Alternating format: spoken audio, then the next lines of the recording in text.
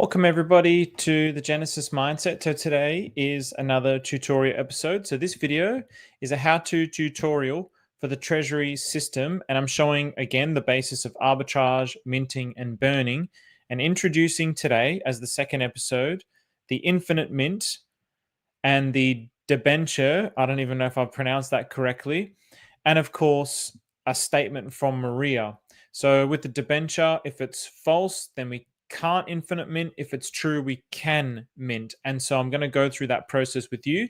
And then also we're going to have a look again at teddy bear, in which we trust, and taking again another look at the Fed and why I believe it is very, very important to this ecosystem, particularly once you start to dive into this looping mechanism within the ecosystem. So let's get straight into the episode. All right, so going back over the basics again, the basis of arbitrage, so the fair value, burning and minting.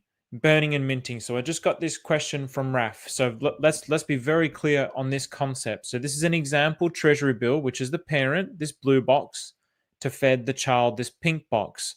By the code, one treasury bill burns to mint one Fed.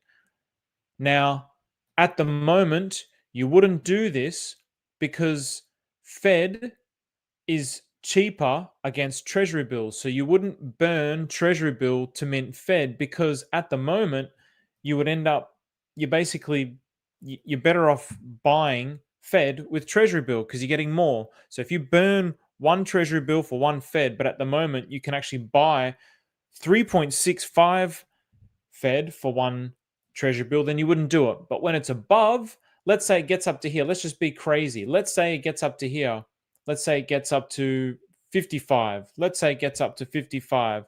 That means still one treasury bill would burn to mint one Fed, but you sell that one Fed for 55 treasury bill. So you're getting a 55x on your mint. You're burning the treasury bill to mint the Fed. So I hope that part is very clear.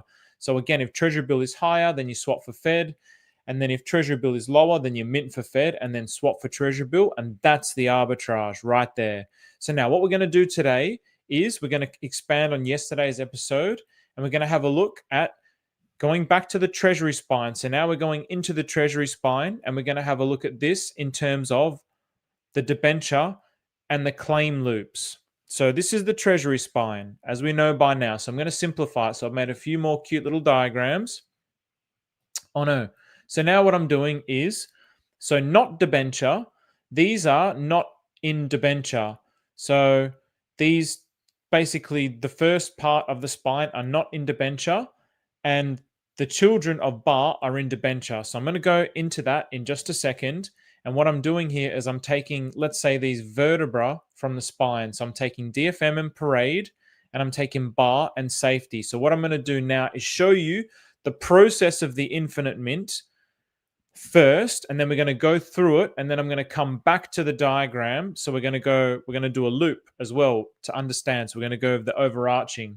So here we're taking this part and this part to show the loop, and this is what we do. So typically, obviously, along the spine, you burn one DFM to mint one parade. In the same way, you burn one treasury bill to mint one Fed, all the way down the spine until you get to bar, where you burn one bar to mint any one of these children tokens. But now with the loop, it works a little bit different. So in this example that I'm going to show you now, basically what we do is we have our DFM, we burn our DFM. This all happens in one transaction. We burn our DFM to mint 20 parade.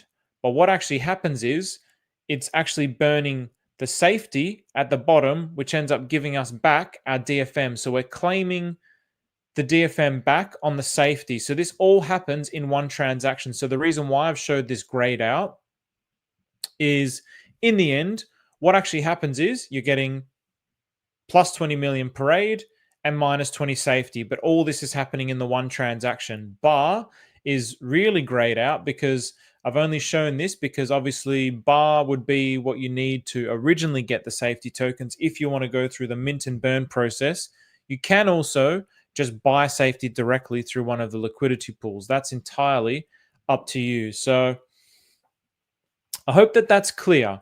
And if it's not, don't worry, we'll explain it. So now the Treasury. There's been a few updates. I'll just close this. So there's been a few updates. So basically, we've got an addition of 2 extra boxes here. So 2 extra features. We also have, along the FDIC to bar, we have the infinite mint button. So what actually happens is now, instead of you can still do a regular mint. So in other words, for this particular, so for Parade, there's a 1.03x mint for profit. So I can still mint the DFM for Parade, and all I need to do is just enter the number here. As long as I have the right amount of DFM, press confirm, and away we go. Now, if you want to do the infinite mint, that's where you get the claim token. So again, in this example that I've created, I'm using the one child token of bar as safety. So now, before I get into that, these are the extra boxes. So there's the Federal Spine Manager. So this is where you can create your own Federal Spine Manager. And then this is the Community Spine Manager. So I'm going to get into this in more detail in the 3rd episode. For now, we're just going to focus on the spine that Maria has created. So we're going to go in sequential order. All right. So now let's go to Parade. So obviously Parade. Now, debenture. Let's see what debenture is first. A debenture is a debt instrument typically issued by a company that acknowledges a debt owed to the debenture holder.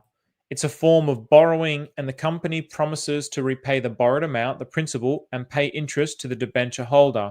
Debentures are often unsecured, meaning they are not backed by specific assets like collateral.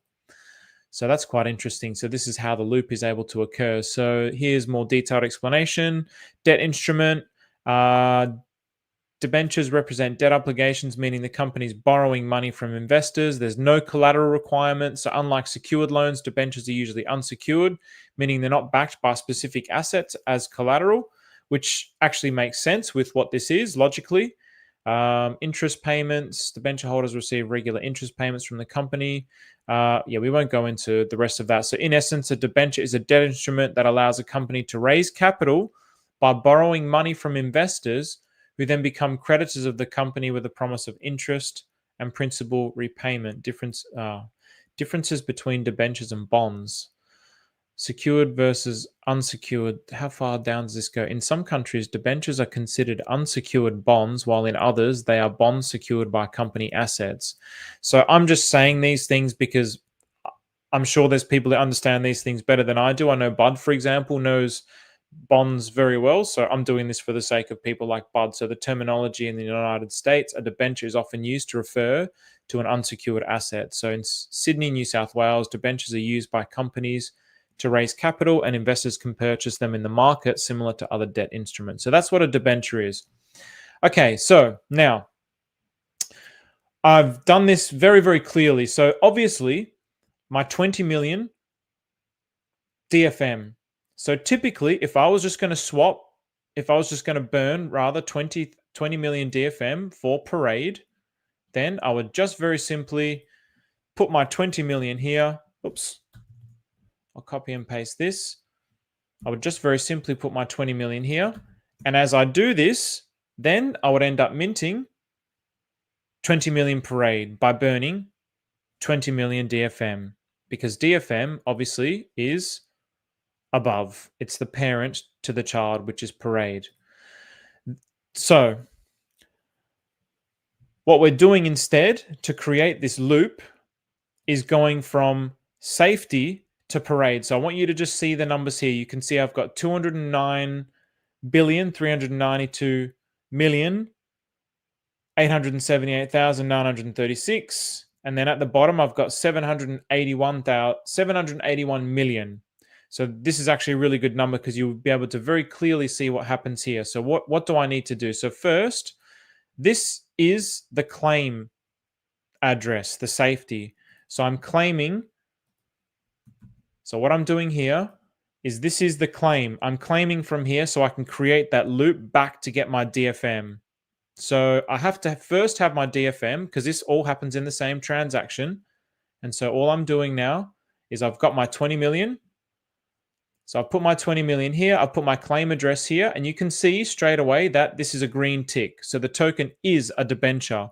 Now, if I had put any one of these other tokens, for example, let's put tellers here, it will give a red cross. This token is not a debenture, so I can't claim these. So these have all been claimed out. So the only things that can now be claimed are all the way down the line, the child tokens of the bar. So that's why I've shown it in this diagram. So hopefully these diagrams will start to make more sense as we go through this explanation. So again, now I'll go back to the safety address, copy and paste that into here, confirm. So initiating mint with the user sweeper. So this is the contract that Yogi has modified from Stew. And then it's going to go through this process. So you can see it's going to cost 667 pulse for gas. Now, because I've been experimenting with this today, I don't need to approve it. Once you approve it, it's infinitely approved. So it will happen twice. So now that's done. And then obviously, while I was talking here, I missed this pop-up here, but there will be a pop-up here that will say, but we should be able to see the numbers here. See how this changed now? So this now, my safety went down by 20 million, because you can see here I've got my 392 million, but here now it says 372 million. This used to say 781 million. Now it's 801 million. So what actually happened? What happened was I just did the debenture claim loop. So I started off with 20 million DFM. That got deducted. Then it added parade, and then it deducted safety, and then put it back into DFM. So it claimed that. Now, just so you can see the transaction as well, I'll bring up the transaction. What's this? Oh, here we go. Unknown transaction. So it's nice and clear. You'll be able to see the transaction here. I think the other thing, so here we go. You can see here 20 million DFM. The Dysnomia Federal Monet gave me 20 million parade. And then like only you can count, got deducted back into the contract to add DFM back into the contract. And so basically I've got my plus 20 million parade and minus, in the end, 20 million safety. So it's basically doing this to this, but now we're adding this claim process at the bottom. And honestly, the best way to understand this is to just do it for yourself. It's the best way. So the reason why it's so clear in my mind now is because I've done it now over 2 days and I can understand it now. And not only have I done it and I've actually practiced it, I'm now explaining it to you. So it's even clearer. So as I'm explaining it to you and trying to explain it to you, I was thinking, how am I going to explain this? This is so complicated. Then I just thought, well, why don't I just make some cute little diagrams?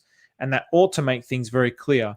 So you can see that this is essentially the process. This is it. So again, very, very simply, all that happened was, instead of the old way of going down the line, 1 to 1, 1 to 1, we're now looping this back all the way up the top. Now, what would the benefit of that be? So now what I've got here, my 20 million safety, obviously you're going to need a lot bigger numbers than 20 million. And this is where the alpha for the Fed comes into it. So my 20 million safety is 0.047 pulse. So obviously that's nothing, right? But the point is, oh, well that's really that's really defeats the purpose of this whole thing about saying what the validity of this is, really, because safety is actually valued more than parade. So the whole point is,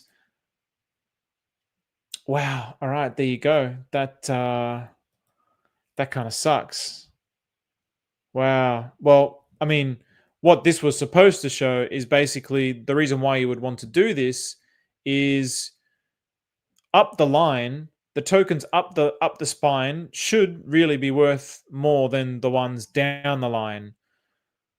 Obviously, because you've got Fed, and then Fed goes into FDIC, and then FDIC into DFM, so on and so forth. So the ones up the top of the spine will be supposed to be worth more. I mean, Treasury bill is worth more than Fed. Fed is worth more than FDIC, so on and so forth. So yeah, the logic is that obviously safety is going to be less than parade, but actually safety's more than parade. So that kind of, you wouldn't do it on this example. So there you go. At least you can see, well, I wouldn't do it on this example. It would just be dumb because you're actually losing out.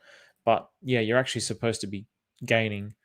So you would then have to figure out what are the opportunities. And this might be something that you would want to do to first see if it's worth doing this process.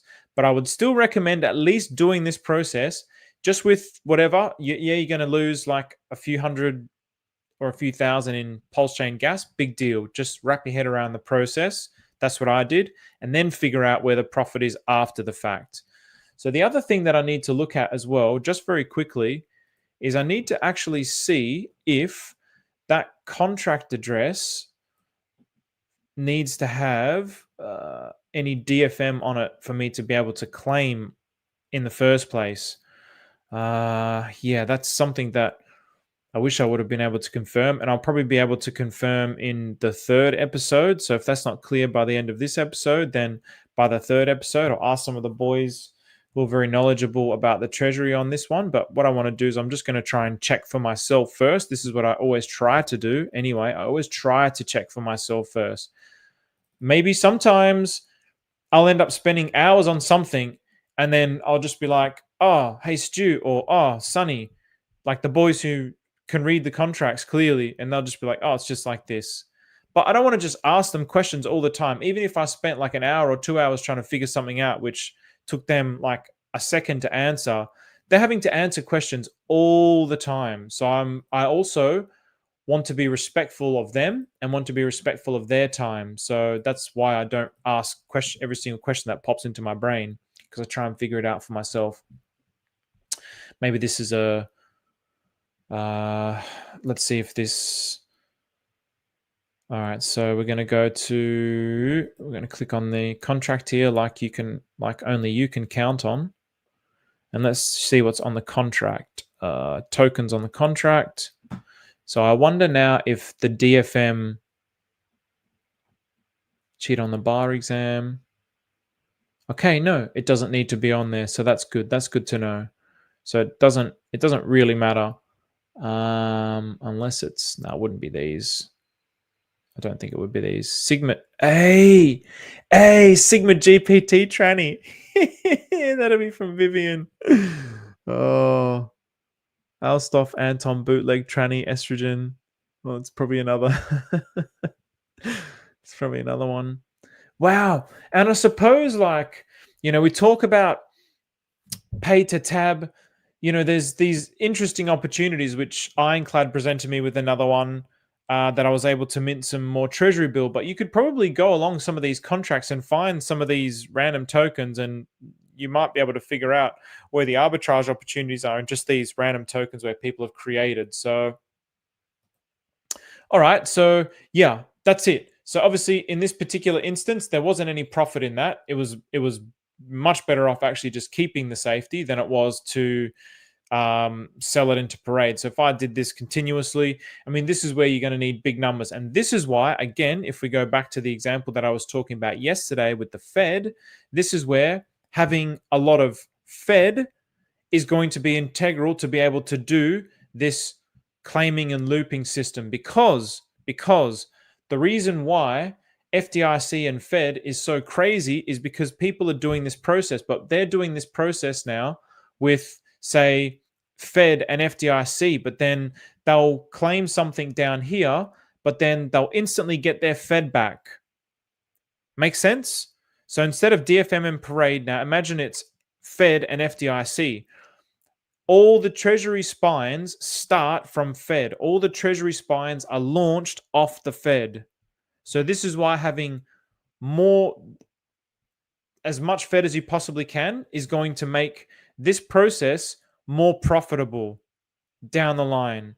And I don't even know if the whole purpose of this is profit, just FYI. I really don't know that. And actually, even if it's not, I'm still interested in it. And I know that it might trigger people that it's not. And people get upset when I talk about these things and they buy them and then it's mintable and then there was no profit and they end up losing. Really, if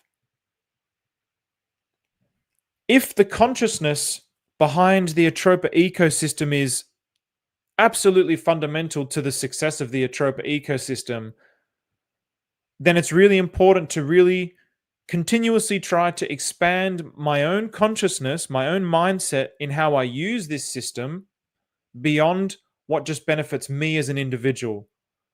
That is the old linear traditional financial system. That is a system that has reached its limits. Here, there is trying to birth a new decentralized financial system with new consciousness embedded into the logic of the ecosystem. So if we can keep breaking out of that concept of taking and into the concept of giving, which are universal principles, then the sky's the limit for this. That's the thing. So I really do believe that these sacrifices we make at the start will end up being much, much more profitable down the line. Maybe not necessarily at the start, but down the line when this system really explodes and it takes off, then I think all this effort is going to come back around. So those are the things that I want to encourage. So again, just being very clear on why having a lot of Fed is important to this system, because if you can see here, obviously I was only able to do 20 million based on the fact that I have only 20 million DFM.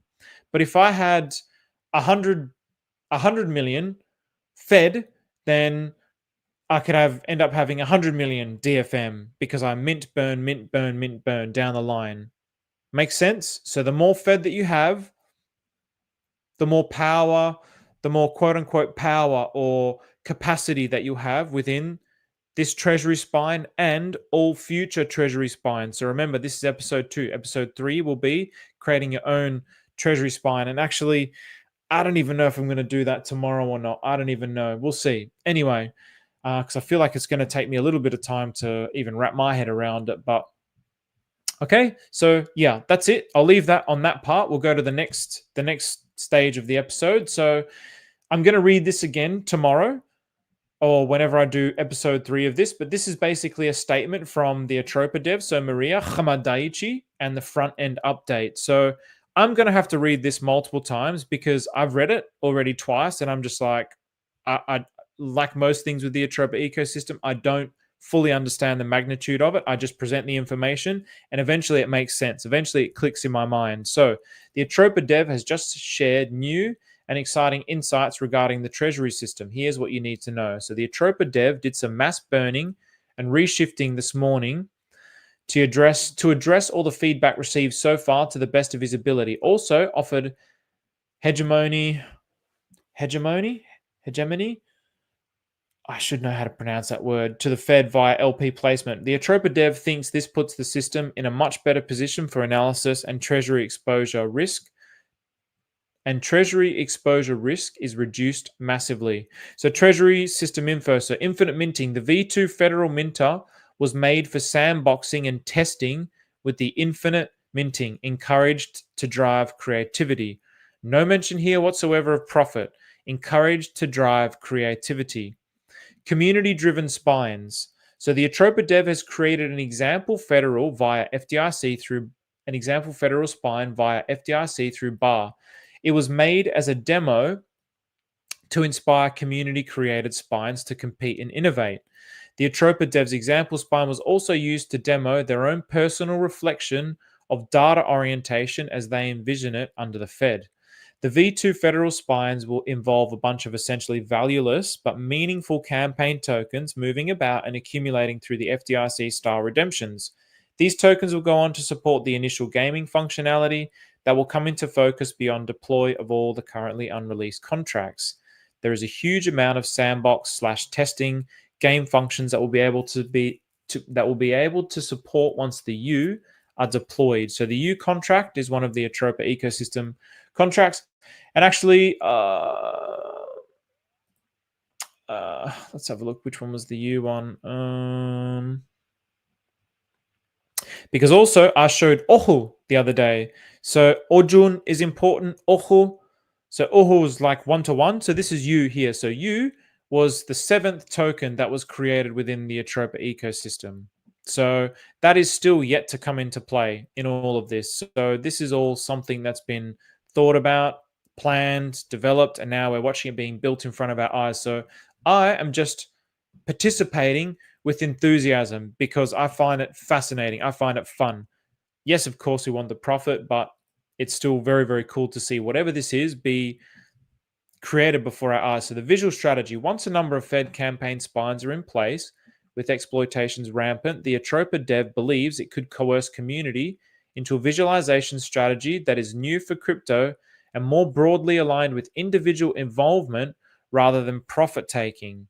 So here we go. Again, this is the first mention of profit, and it's basically trying to create some kind of a paradigm shift. So instead of profit taking, we're thinking about individual involvement. So becoming one with the ATROPA ecosystem, with the Treasury system, rather than taking from it. It's a very, very different way of looking at things. So gaming and competition, spines compete via token wording and distribution. Exploitations drive experimentation with the future gaming functions on the later to be released U contract. The exploitations will drive the experiment one way, while the specifics of the token will set up contractual potentials for defense. The optimal goal would be to create an overly active system that bystanders can observe in terms of campaign concepts of the token owners. So this is really about community and memetics rather than profit, which I find to be very, very interesting. So Fed and how it helps solve the KYC problem. I don't fully understand this, I have to say. This seems like something that's potentially a revolutionary idea, but my brain doesn't quite get it. So potentially the Fed, obviously, potentially the Fed offers a way to free pulse chain swaps like PulseX from all relation to KYC-like requirements forever. So that's huge. If that's possible, that's huge. That's really huge. I don't understand how it does, but if that's possible, that is huge. So all Treasury-derived tokens, including the Fed, can be thought of as Treasury notes or as bills or as bonds of specific series, depending on how they're offered for sale. Bar, for example, if bundled in volume by a specific third party and offered for auction under specific terms of value and redeemability under contract to a specific individual, could provide a solution to KYC-orientated problems, far outweighing all solutions to date. The value of the Fed tokens becomes tied explicitly to the free speech-derived contract of their offering, then and in no way are they designed to have primary market value. In terms of KYC, especially this orientation of offering only via secondary market redeemability and or custodial record keeping, could establish a clear way forward for negotiating lawful relations with non-crypto entities that require specifics of traditional money market contracting to be maintained for traditional business purposes.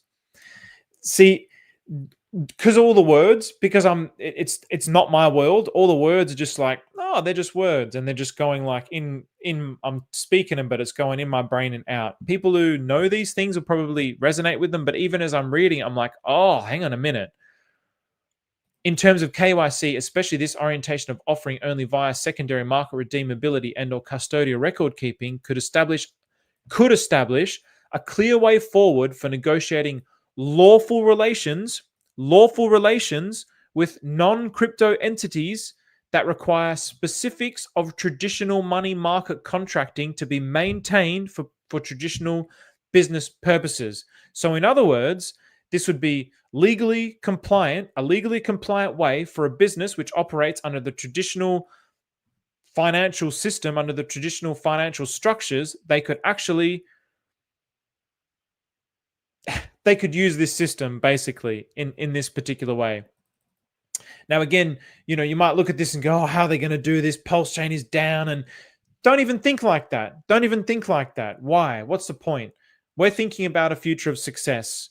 Why would you even think like that? And I'm saying that because it's also one thing that pops into my head, but I just instantly I know other people are going to be thinking about it too because I hear those comments regularly. But I perceive a future of inevitable success with Pulse Chain. So yeah, right now we're low and everything's low and we've only got X amount of millions on the chain, but yeah, wait till things start ramping up. So, quote from the ATROPA dev: ultimately, if we can defeat all the KYC retardation via establishment of supporting confederated literatures under the Fed, secondarily supported by personal and index minted token trees, then it's the greatest win in current conditions. No, I wish we could just get like just like a Timu version of Timu's on my mind now because of Timu Teddy. I wish we could get a Timu version of, or just like a watered down version of everything Maria says in like dumb 3-year-old language. So ultimately, if we can defeat all the KYC retardation via establishment of supporting confederated literatures under the Fed, secondarily supported by personal and index minted token trees, then it's the greatest win in current conditions.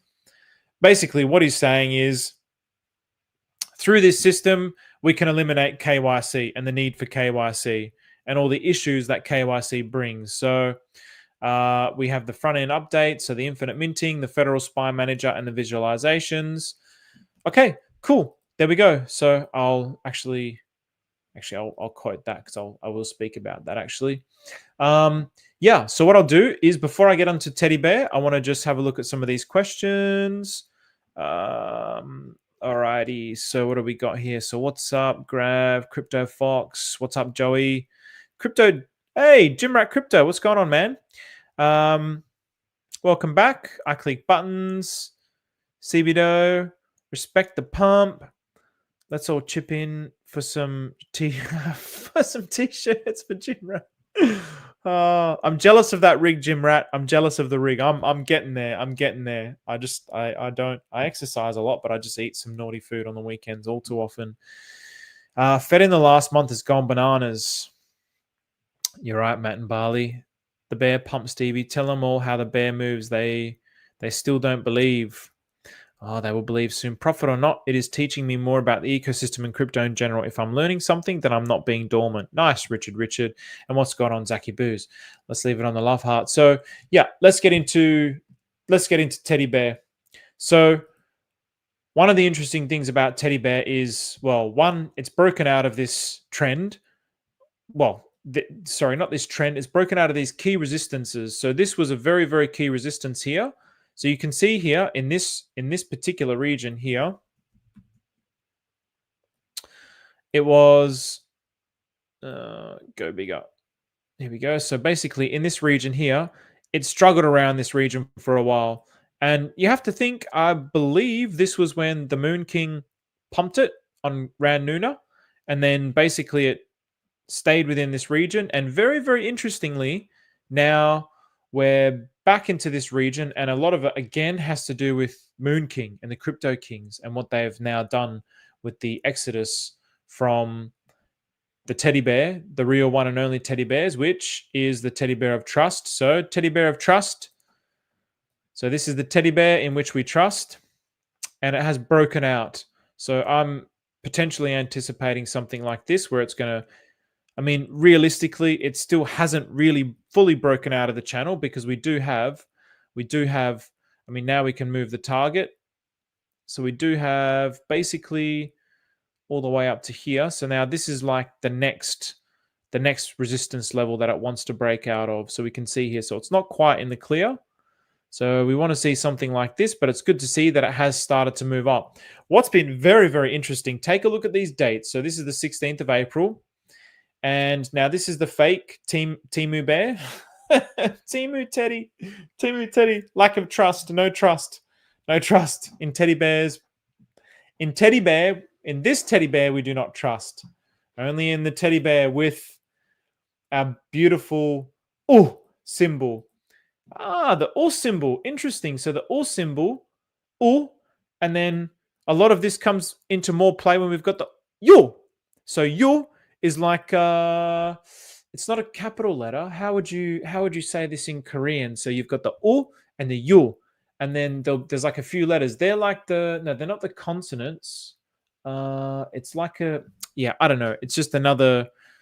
They have like six of the Hangul letters, which characters, which get doubled to, and then you add a y, so it'd be like u, you, o, yo, a, ya. Anyway, so that's Hangul. But yeah, interesting. I never made that connection actually. So you and oh, so very, very cool. So yeah, look at this from the 16th of January. Look at the liquidity flows. So from this, we had a pump in fake Temu Teddy, and then now we've just had continuous dumps. So this is against Pulse Chain, but in the real teddy bear, the one in which we trust, it's completely inversely related. So this had a dump and now had a pump.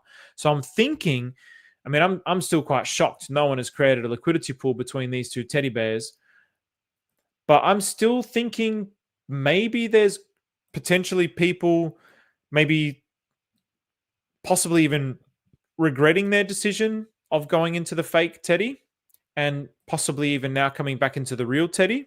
Maybe this is a possibility. I don't know. It could be some of the whales within the fake teddy just playing market maker games. I don't really know.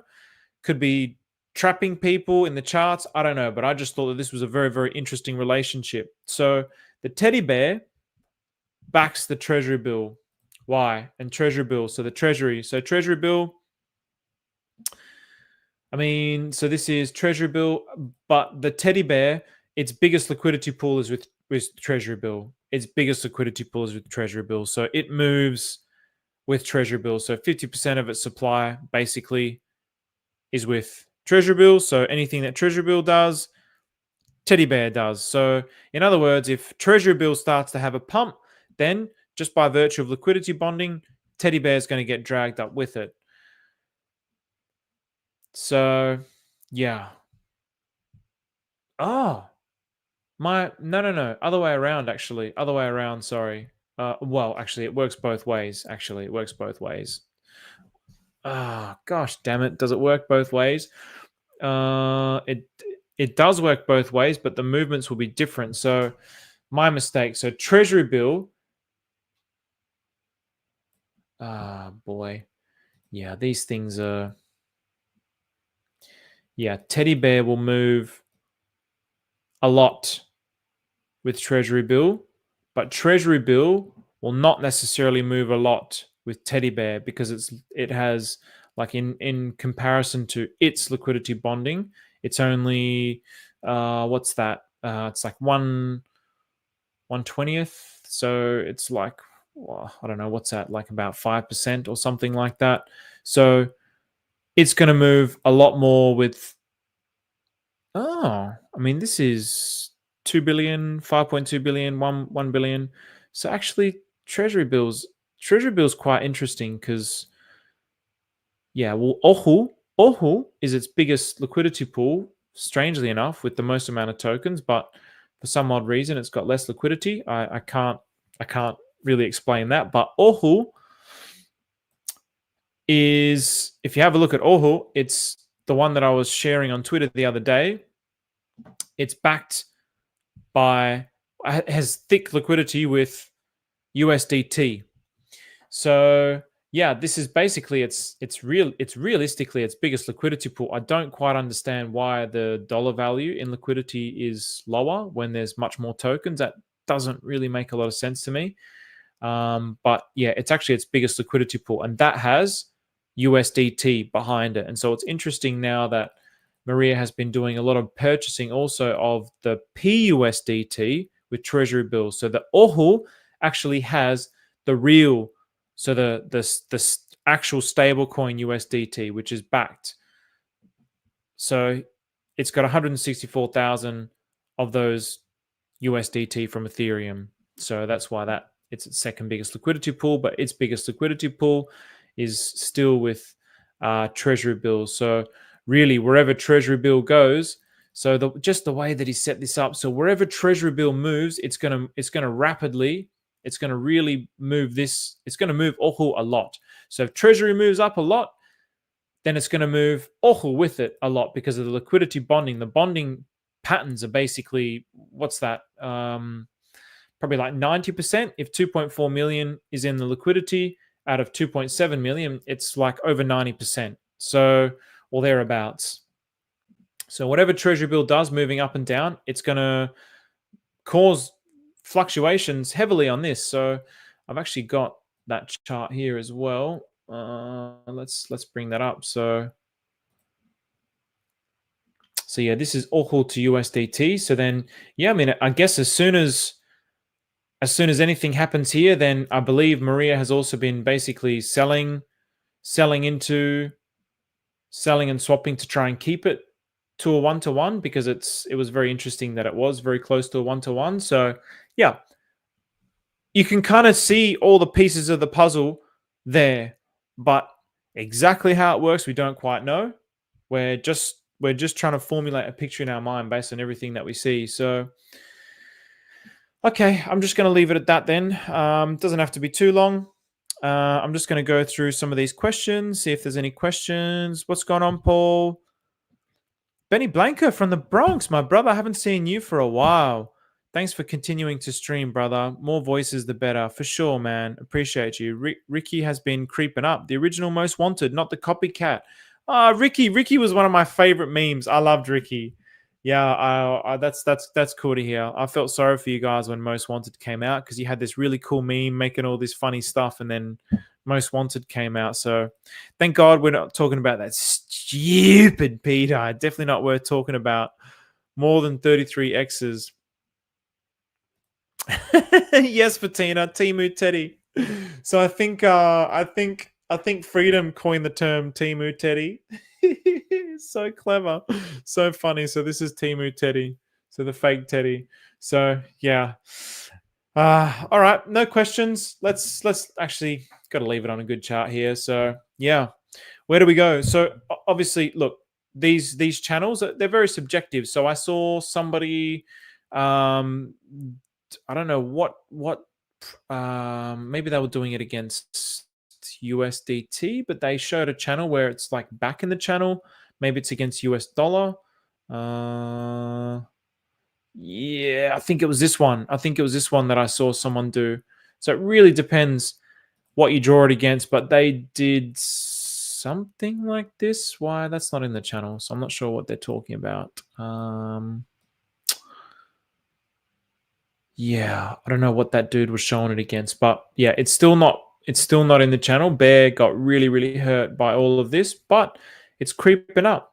Which is good. Oops, we don't want to lose that. It's creeping up, which is really good to see. So this teddy bear in which we have trust in. So anyway, I'll leave it at that. No questions. Hopefully that's making sense. So the next episode now on this 3-part series will be on creating your own treasury spine. But first, what I would recommend is just experimenting with the existing treasury spine. So going through that loop process yourself, even if there's no profit there, just do it to wrap your head around it first. Just do it. As soon as you start doing it, you'll do it once, and then the next day you're going to forget about it. So you do it again the next day, and then it's going to sink into your mind after a few days. Then once you figure that out, then it's probably a good idea to start experimenting with creating your own. If you really don't understand what the logic of why you would even do this is, which I myself honestly don't fully know yet. Obviously, when you're getting the claim up the line, I mean, from an economics perspective, you want this to be profitable. Basically, instead of me doing this and minting the parade and selling the parade and getting the profit like that, I would think that if I can find one down the line where I can do this, then there's more profit than just doing this. That's the play. That's the arbitrage play. But if there's no profit there, then, well, why would I do that necessarily? That's how I'm thinking mostly about it. So if it's just about accumulating tokens, well, okay, what's the reason? I don't fully know. But even still, try and find something where there's profit, figure it out, get some tokens, figure it out, do the loop, just figure it out. And then I was thinking of doing the next episode like tomorrow of creating your own treasury spine, but I think maybe it might be a good idea for people to actually experiment first a few more days on this. I'll have some discussions with some people about that and see what they think. So anyway, I'll leave it with that. Take care, everyone.